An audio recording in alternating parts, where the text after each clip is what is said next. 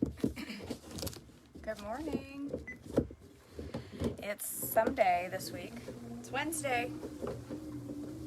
All right, August 25th. The effect of Tyre's destruction. Ezekiel 26:15 through 21. This is what the sovereign Lord says to Tyre. The whole coastline will tremble at the sound of your fall, as the screams of the wounded echo in continuing slaughter. All the seaport rulers will step down from their thrones and take off their royal robes and beautiful clothing. They will sit on the ground trembling with horror at your destruction. They will wail for you, singing this funeral song.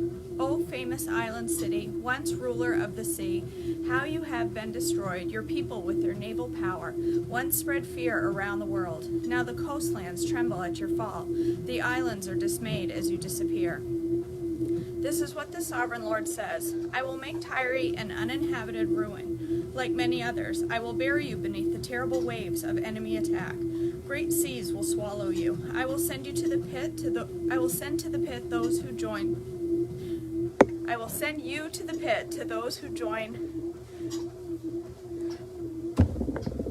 I can't read that sentence. I will send you to the pit to join those who descended there long ago. Wasn't that hard? Your city will lie in ruins, buried beneath the earth, like those in the pit who have entered the world of the dead. You will have no place of respect here in the land of the living. I will bring you to a terrible end, and you will exist no more. You will be looked for, but you will never again be found. I, the sovereign Lord, have spoken.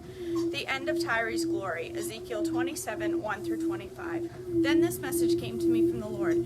Son of man, sing a funeral song for Tyre, that mighty gateway to the sea, the trading center of the world. Give Tyre this message from the sovereign Lord. You boasted, O Tyre, my beauty is perfect. You extended your boundaries into the sea. Your builders made your beauty perfect. You were like a great ship, built of the finest cypress from Sinir. Can you hear that noise? That is my dog rolling around on the floor. He's thrashing up there. They took a cedar from Lebanon to make a mast for you. They carved your oars from the oaks of Bashan, your decks of pine from the coasts of Cyprus. You're inlaid with ivory. Your sails were made of Egypt's finest linen, and they flew as a banner above you. You stood beneath blue and purple awnings, made bright with dyes from the coast of Elisha. Your oarsmen came from Sidon and Arvad. Your helmsmen were skilled men from Tyre itself. Wise old craftsmen from Gebel did the caulking. Ships from every land came with goods to barter for your trade. Men from distant Persia, Lydia, and Libya served in your great army. They hung their shields and helmets on your walls, giving you great honor.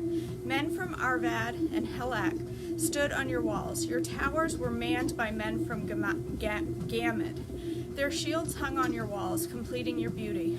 Tarshish sent merchants to buy your wares in exchange for silver, iron, tin, and lead.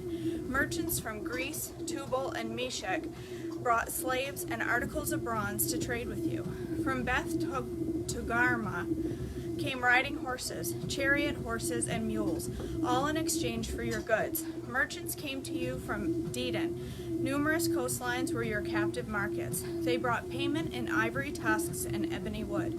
Syria sent merchants to buy your rich variety of goods. They traded turquoise, purple dyes, embroidery, fine linens, and jewelry of coral and rubies.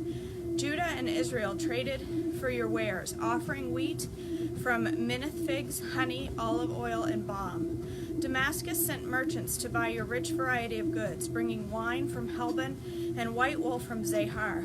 Greeks from Uzal came to trade your merchandise. Raw iron, cassia, and fragrant calamus were bartered for your wares. Dedan sent merchants to trade their expensive saddle blankets with you. The Arabians and the princes of Kedar sent merchants to trade lambs and rams and male goats in exchange for your goods.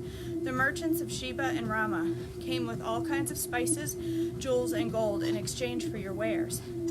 Haran, Cana, Eden, Sheba, Asher, and Kilmad came with their merchandise too. They brought choice fabrics to trade, blue cloth, embroidery, and multicolored carpets rolled up and bound with cords. The ships of Tarshish were your ocean caravans. Your island warehouses were filled to the brim. The destruction of Tyre, Ezekiel 27:26 through 36. But look, your oarsmen have taken you into stormy seas. A mighty eastern gale has wrecked you in the heart of the sea. Everything is lost, your riches and wares, your sailors and pilots, your shipbuilders, merchants, and warriors. On the day of your ruin, everyone on board sinks into the depths of the sea. Your cities by sea tremble as your pilots cry out in terror. All the oarsmen abandon their ships. The sailors and pilots stand on the shore. They cried aloud over you and weep bitterly. They throw dust on their heads and roll in ashes. They shave their heads in grief for you and dress themselves in burlap. They weep for you with bitter anguish and deep mourning as they wail and mourn over you. They sing this sad funeral song. Was there ever such a city as Tyre, now silent at the bottom of the sea? The merchandise you traded satisfied the desires of many nations, kings at the ends of the earth who were enriched by your trade. Now you are a wrecked ship broken on the bottom of the sea. All your merchandise and crew have gone down with you. All who live along the coastlands are appalled at your terrible fate. Their kings are filled with horror and look on with twisted faces.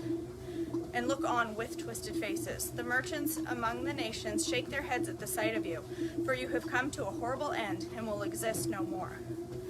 A message for Tyre's king, Ezekiel 28:1 through 19. Then this message came to me from the Lord. Son of man, give the prince of Tyre this message from the sovereign Lord. In your great pride you claim, I am a god. I sit on the divine throne in the heart of the sea.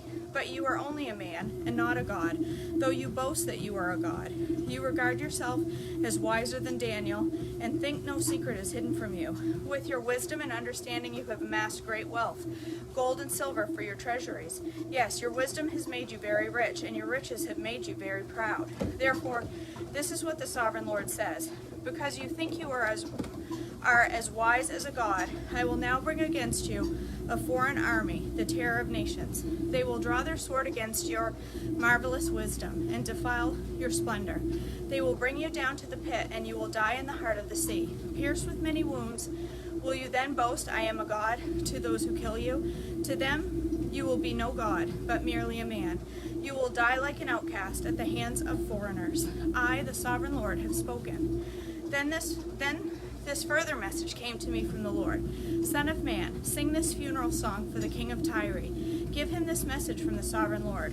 You were the model of perfection, full of wisdom and exquisite in beauty. You were in Eden, the garden of God. Your clothing was adorned with every precious stone, red carnelian, pale green peridot, white moonstone, blue-green beryl, onyx, green jasper, blue lapis lazuli, turquoise, and emerald, all beautifully crafted for you and set in the finest gold. They were given to you on the day you were created. I ordained and anointed you as the mighty angelic guardian. You had access to the holy mountain of God and walked among the stone fires. You were blameless in all you did, from the day you were created until the day evil was found in you. Your rich commerce led you to violence, and you sinned. So I banished you in disgrace from the mountain of God. I expelled you, O mighty guardian, from your place among the stones of fire. Your heart was filled with pride, beauty, because of all your beauty. Your wisdom was corrupted by your love of splendor, so I threw you to the ground and exposed you to the curious gaze of kings.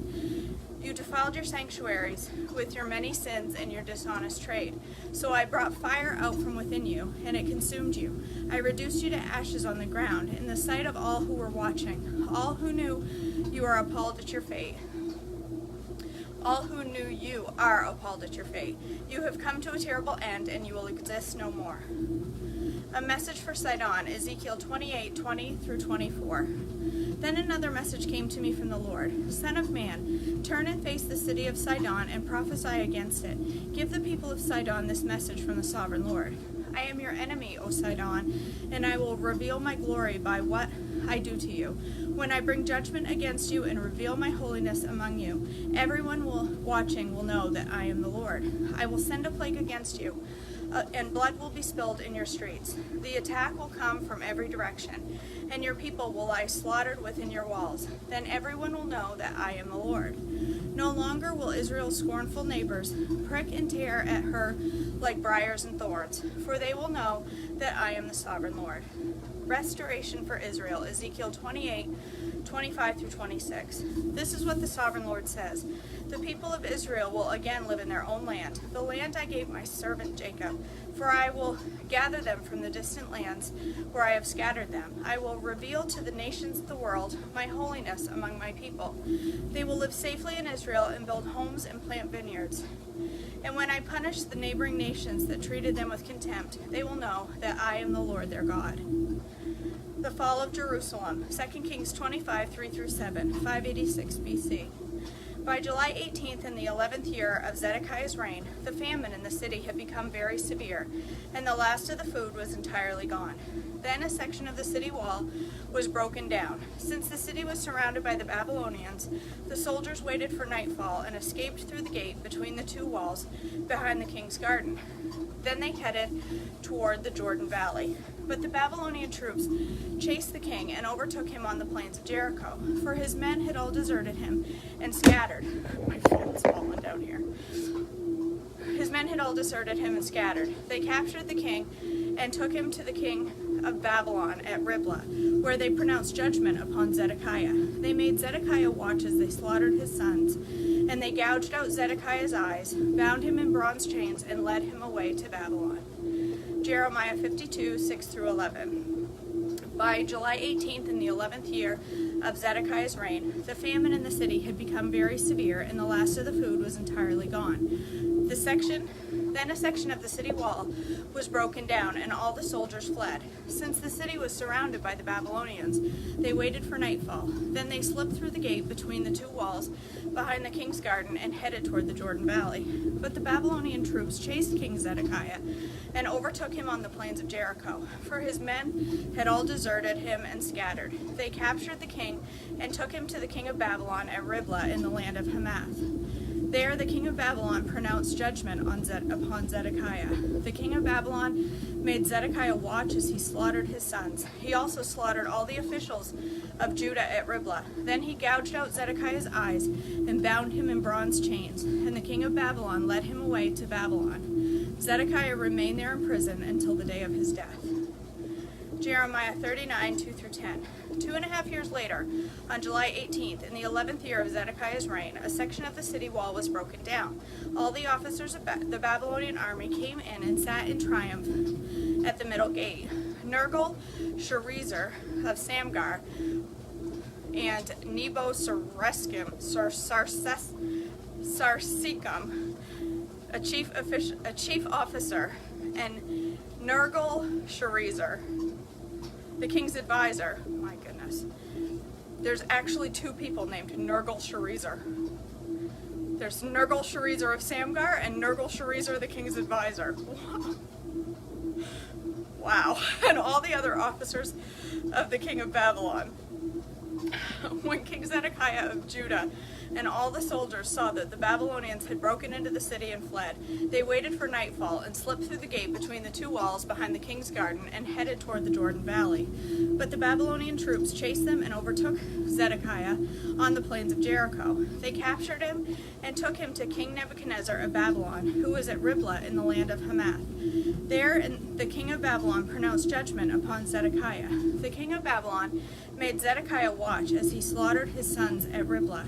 The king of Babylon also slaughtered all the nobles of Judah. Then he gouged out Zedekiah's eyes and bound him in bronze chains to lead him away to Babylon. Meanwhile, the Babylonians burned Jerusalem, including the royal palace and the houses of the people. They tore down the walls of the city. The Nebuzaradan, the captain of the guard, took as exiles to Babylon the rest of the people who remained in the city. Those who had defected to him and everyone else had remained. But Nebuzaradan allowed some of the poorest people to stay behind in the land of Judah, and he assigned them to care for the vineyards and fields. Oh, that's the end. All right. That's it for August 25th. Thanks for joining me this morning. I'm going to go upstairs. I have a couple recipes to pick from for breakfast. I'm not sure which one I'm going to pick yet. So it's a surprise. So hopefully I'll see you up there for breakfast in a few minutes. Just give me a few minutes to get myself together and I'll be up there. So I hope you all have a blessed day and I hope to see you back tomorrow for more Treadmill Devotions. All right, you guys. Bye.